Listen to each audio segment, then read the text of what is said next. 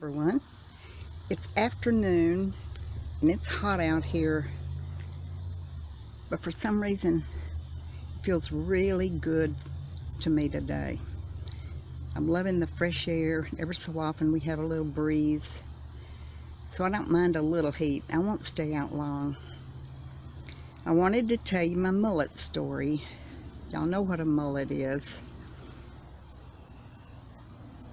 When I was in my early 70s, well, I'm still in my early 70s, but I had just turned 70.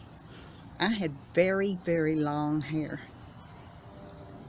It almost reached my waist. Now, I know a lot of people say when you reach 50, you shouldn't have long hair anymore. Well, it's my hair on my head. I won't cut your hair for you. But I decided for some silly reason I was going to cut my hair a little bit, do some trim. So I found a YouTube video. In fact, I found dozens of YouTube videos on the same subject. And what they did is they took a rubber band, and they bent over and pulled all their hair up right here on top of their head and put a rubber band around it. Now, the further up you pull your hair, the more length you cut off.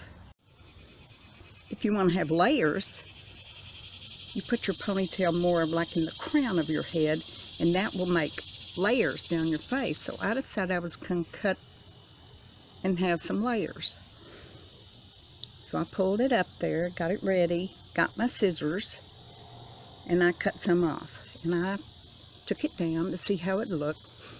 And my left side was shorter than my right side. So cut a little bit off my left side. Well, then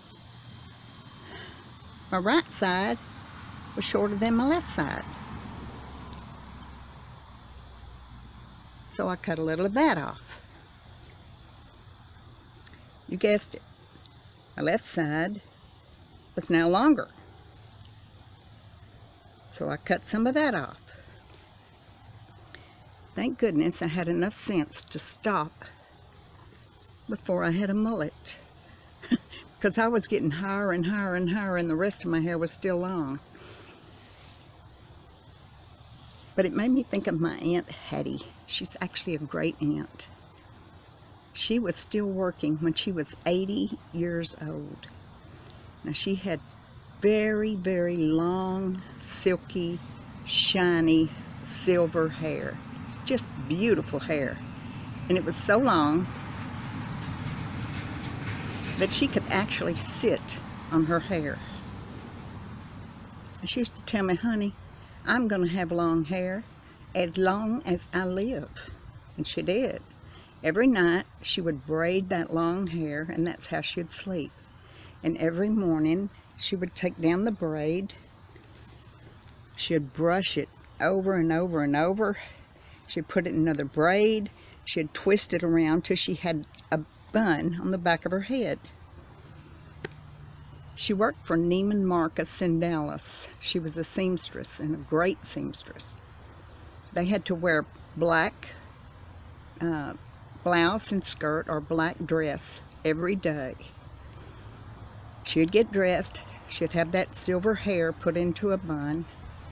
She would walk 2 blocks to the bus stop, and she would ride that bus downtown Dallas, get off, and walk to Neiman Marcus, where she worked 8 hours a day as a seamstress, and then she'd go home, and she'd start the thing all over again.